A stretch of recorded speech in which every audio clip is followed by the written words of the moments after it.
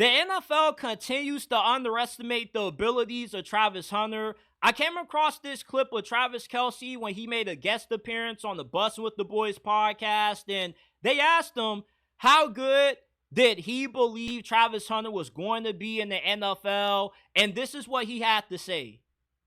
Do you think he's going to be good in the NFL? Hell And that's yes. a hard question to ask because you're still active. 100%. But like, what's the expectation of this World-class kid? All athlete. pro, both sides? Both sides. See, that's the thing. I don't know how they're gonna. It's crazy. Divvy it out. I don't know if because teams are gonna be going after him.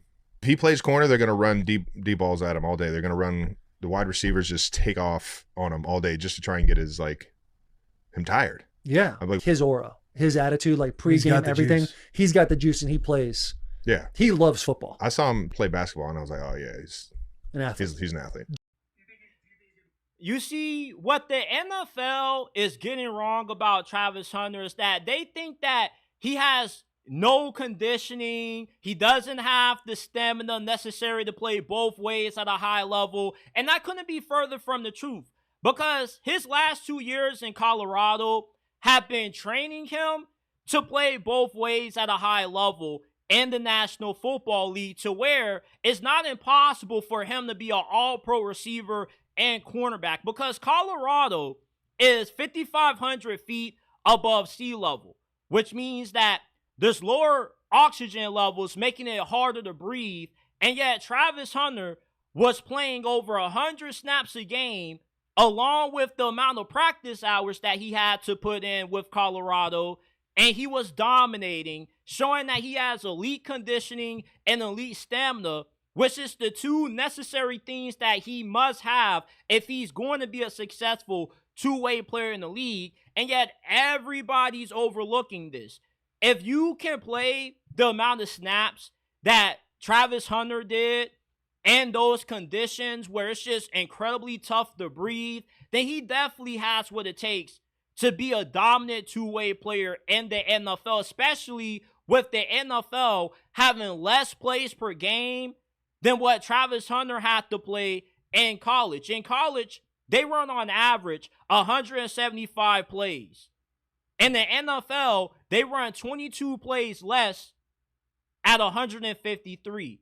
So Travis essentially is going to get more breathers in the league than what he got when he was playing for Coach Prime. Travis Hunter, let's just not make it as if this dude is some kind of gimmicky player.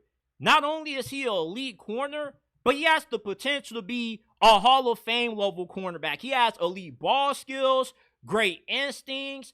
If you're running cover 2 and you throw it anywhere to Travis Hunter's side, that's a suicide mission. And if you think that attacking Travis Hunter by throwing a bunch of goal balls his way is going to tire him out, you're sadly mistaken.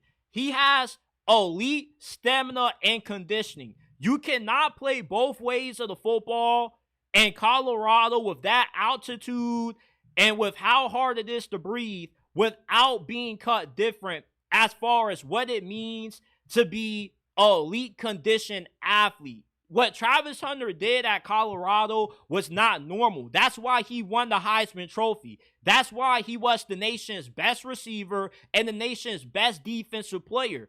And everybody recognized that this guy was special. Travis Hunter is not a football player. This is a man-child. This is a player that the NFL doesn't understand. So that's why they keep underestimating his abilities. We've never seen somebody as dominant playing both receiver and cornerback enter the NFL. There's no comparisons for Travis Hunter. Deion Sanders and Charles Woodson played both ways in college, but not at a high.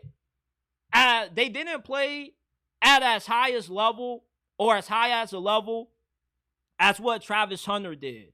Yeah, they were good on the defense side of the football, but they only made a handful of plays sparingly on offense as compared to Travis Hunter, who essentially was the best offensive player that Colorado had these past 2 seasons. Colorado had a guy that was not normal, and that's what's walking into the NFL, and people tend to not understand things that they've never seen before. They seem to say it's impossible for him to do it because it's never been done. And there's no such thing as anything being impossible. It just hasn't been proven to be possible yet.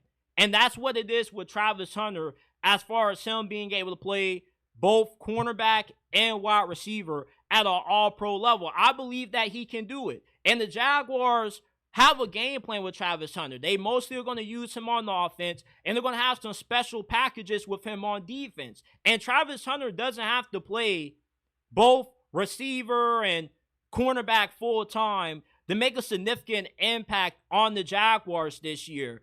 Every time he's on the field, he's a threat to make a big play. Rather, if you want to test him in a third down situation and throw the ball to his side, okay, go ahead and do that and see how he makes you pay.